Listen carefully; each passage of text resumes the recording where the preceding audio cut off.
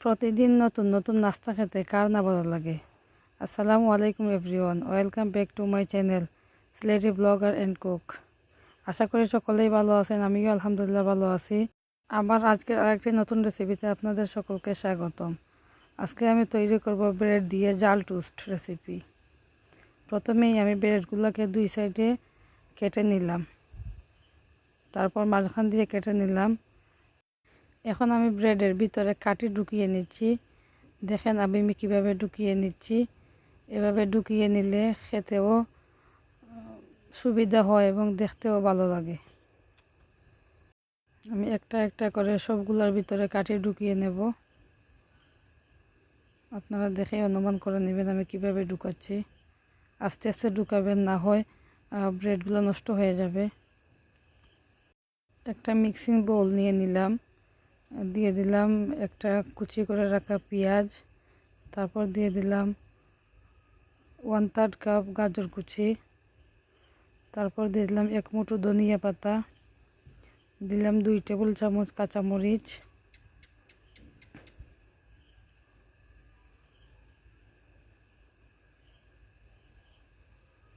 দিয়ে দিলাম একটা ডিম,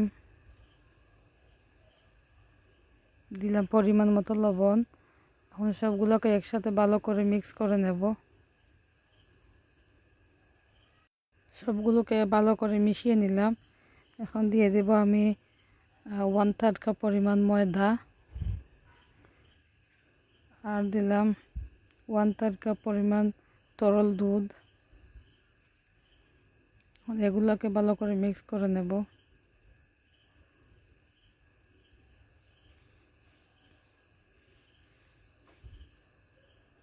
আমার মনে হয় আরেকটু দুধ লাগবে, এই দুধে হবে না, আর একটু দুধ দিয়ে দিলাম। আমি তরল দুধ দিয়ে করেছি, আপনারা চাইলে পাউডার দুধ গুলিয়ে নিয়েও করে নিতে পারেন। সবগুলোকে মিক্স করে নিচ্ছি। দেখেন আমার ব্যাটারটা কেমন হয়েছে, একেবারে পাতলাও না আবার একেবারে গাঢ়ও না, আপনারা দেখে অনুমান করে নেবেন। এখন আমি ব্রেডটাকে ময়দার মিশ্রণের সাথে কুট করে নেব।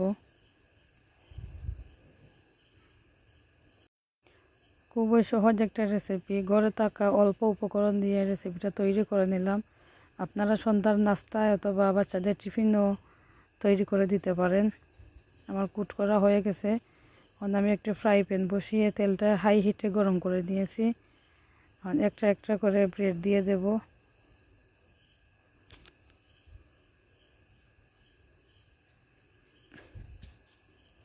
যদি আমার ভিডিওটা ভালো লেগে থাকে তাহলে লাইক এবং সাবস্ক্রাইব করে আমার চ্যানেলটির পাশে থাকার অনুরোধ রইল।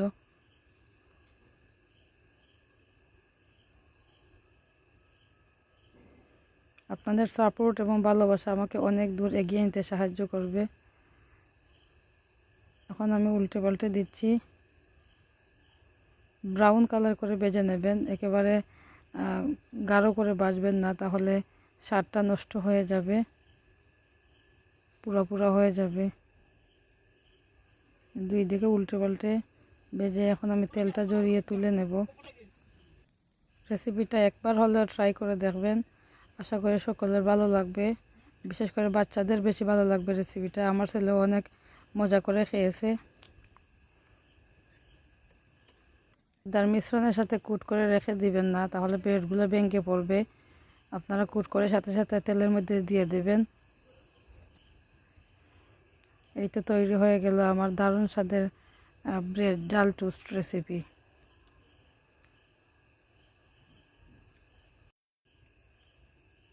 দেখতে যেমন সুন্দর, খেতেও অনেক সুস্বাদু। বিশ্বাস না হলে আপনারা একবার ট্রাই করে দেখবেন। আমার তো অনেক ভালো লেগেছে। ভিডিওটি দেখার জন্য অনেক ধন্যবাদ। সবাই ভালো থাকবেন, সবাই সবার জন্য দোয়া করবেন।